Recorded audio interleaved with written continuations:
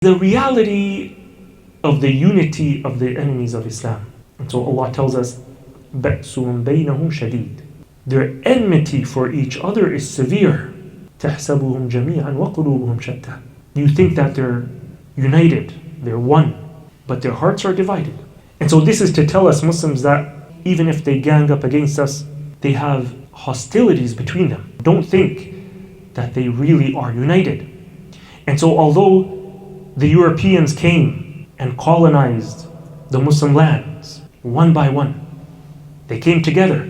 Their mission was one: to attack the Muslims, to divide the Muslims, to bring down the Khilafah. And they succeeded in that. But then what happened right after that? World War I, in which they fought each other. 40 million people dead. World War II, 70 million people dead. These are the casualties between them, showing you that they're not really all that united.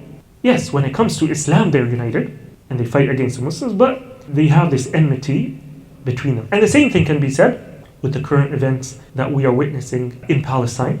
In this current war, you think that they are all together and they're united, but they have severe enmity and divisions in their ranks. They are extremely divided, and they're not all on the same page.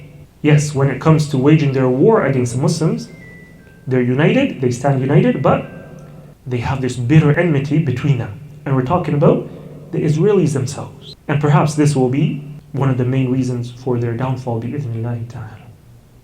فأقم وجهك للدين حنيفا فطرة الله التي فطر الناس عليها